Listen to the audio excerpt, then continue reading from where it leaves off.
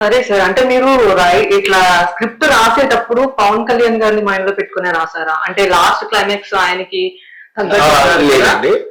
కానీ ఒకటి చెప్దాం అనుకున్నాను.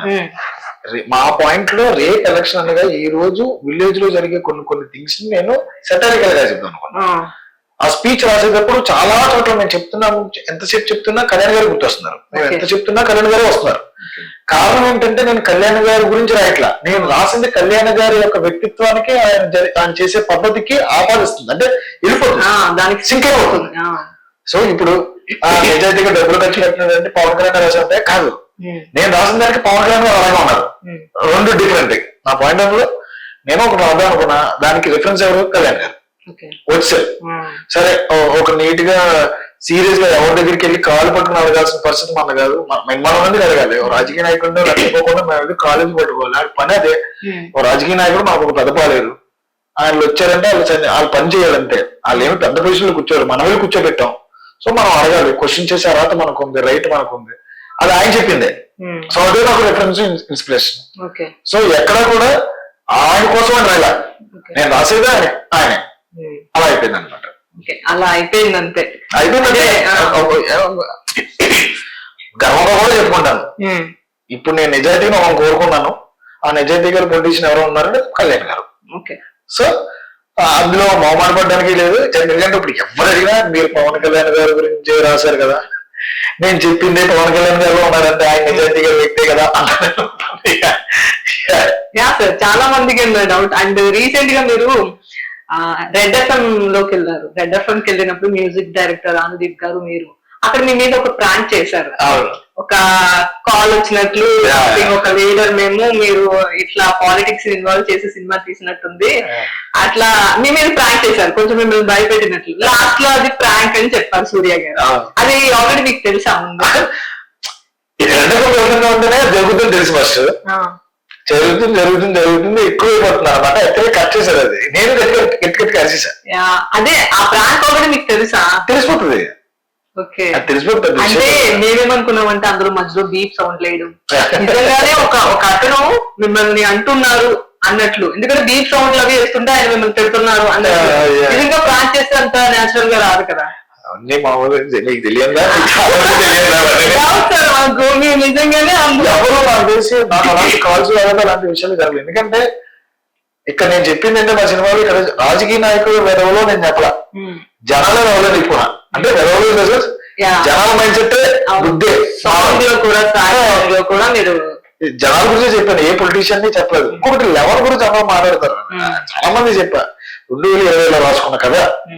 నేనేమన్నా వీరబ్రహ్మం ఆయన శాస్త్రి గారినా, నేను 11 అన్ని ఏవో కలుస్తాయి అంతే తప్పితే ఇంకెక్కడ పొలిటికల్ థింగ్స్ ఏమీ లేవు. ఎవరిని పట్టాలి లేకపోతే ఇంకోటి అలాంటివి ఏం లేవు. అలా ఫ్లోలో వెళ్ళిపోయింది అంతే.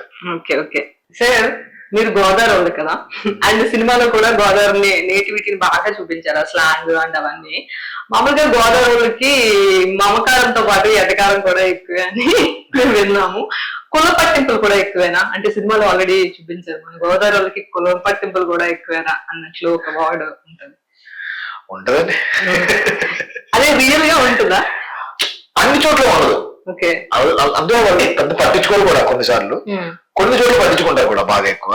కుల ఘర్షణలు ఉంటాయి, కుల రాజకీయాలు ఉంటాయి, కుల బెదిరింపులు ఉంటాయి, అన్ని ఉంటాయి. అవన్నీ ఇక్కడ వెళ్ళాను కదా, గోదావరి కదా, అన్ని చోట్ల ఉంటాయి. అవి తగ్గితే బాగుంటుంది అనుకున్నా. అందుకే అదే దానికి అతీతంగా కూడా తీసారు కదా. అవన్నీ కామన్ థింగ్స్, ఎప్పుడు పోతాయని నేను కూడా వెయిట్ చేస్తున్నాను అనమాట. ఓకే సార్, స్వాగ్ సాంగ్ ఉంది కదా, అది ఎందుకు కరెక్ట్ గా మనకు ఎలక్షన్ ముందే రిలీజ్ చేశారు? ఉపయోగపడుతుంది కదండి చాలా మంది మారడానికి, లేకపోతే ఆలోచించడానికి. అంతే. ఇంకొకటి కరెక్ట్ గా భలే అప్పుడు సింక్ అయింది సార్, అది వైరల్ అయింది కూడా చాలా చోట్ల.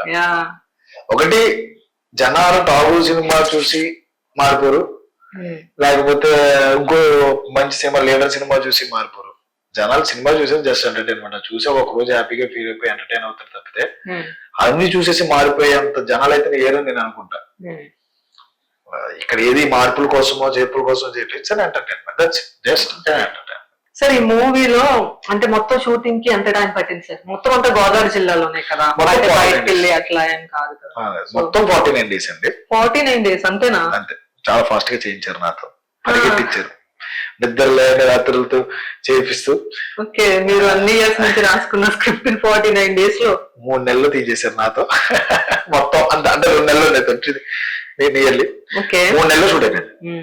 సార్ ఈ మూవీ చూస్తున్నంత సేపు అందులో 11 మంది ఉంటారు. 11 మందిలో చూస్తున్న ప్రతి ఒక్కడు దేనికో దానికి కనెక్ట్ అవుతాడు. మీరు స్టార్టింగ్ లో చెప్పారు చిల్లరగా బిహేవ్ చేసేవాడు ఒకడు ఉంటాడు, ఇట్లా కొంచెం మెచ్యూర్ గా ఆలోచించేవాడు ఒకడు ఉంటాడు, అలా అని. అది నాట్ ఓన్లీ జెంట్స్, లేడీస్ కూడా కనెక్ట్ అయ్యాం, ఎందుకంటే అందులో అమ్మాయిలు కూడా ఉన్నారు. సో అవన్నీ మేము విలేజెస్ లో చూస్తూ ఉంటాం అవన్నీ కదా. అందులో ఒక సీన్ ఉంటుంది అమ్మాయిది, ముద్దు పెడితే ఇక్కడికి వచ్చేస్తుంది అని కొంతమంది కనెక్ట్ అవుతూ ఉంటారు, దానికి కొంతమంది కనెక్ట్ అవుతారు. వాళ్ళ అమ్మ సీడీ చూపిస్తుంటే తిట్లు తింటూ ఉంటుంది ఒకటి, ఆ దానికి కనెక్ట్ అవుతారు. సార్ అలా మీరు ఆ 11 మందిలో దేనికి కనెక్ట్ అయ్యారు? అంటే మీరు నేను అన్నీ కరెక్ట్ అయ్యాను, అన్నీ రాశాను. అంటే మీరు పర్సనల్ గా మీ బిహేవియర్ దానికి మ్యాచ్ అవుతుంది అని అనుకునేది? ఈ 11 మందిలో నేను ఉన్నా, ఆ 11 మందిలో నా క్యారెక్టర్ ఉంటుంది అనమాట. కంట్రోల్ లాగా ఉంటాను నేను, సుబ్బు లాగా అగ్రెసివ్ గా ఉండేవాడిని, ఆ సూర్యలాగా చిన్న ఆ ముద్దు పెట్టేది కనిపించేది అవి కూడా మాకు తెలిసి. అయితే ఆ 11 మందిని మిక్సీ వేసి జ్యూస్ చేస్తే వచ్చి అవుతుంటే మీరన్నమాట. అందరిలో ఉంటారు, ఆ 11 మంది అందరిలోనూ ఉంటారు యాక్చువల్లీ. ప్రతి కుర్రల్లోనూ 11 మంది ఉంటారు. ఈయన కోపం స్టోర్ ఉంటాడు, అన్ని చోట్ల అన్ని రకాల క్యారెక్టర్స్ అదేసి ఈయన ఒక మినిమం 3-4 క్యారెక్టరైజేషన్స్ ప్రతి ఒక్కరు సత్తంలోనూ ఉంటాయి. ప్రతి ఊర్లోనూ ఒక్కడు కంపల్సరీ ఉంటాడు ఆ గ్యాంగ్ లో.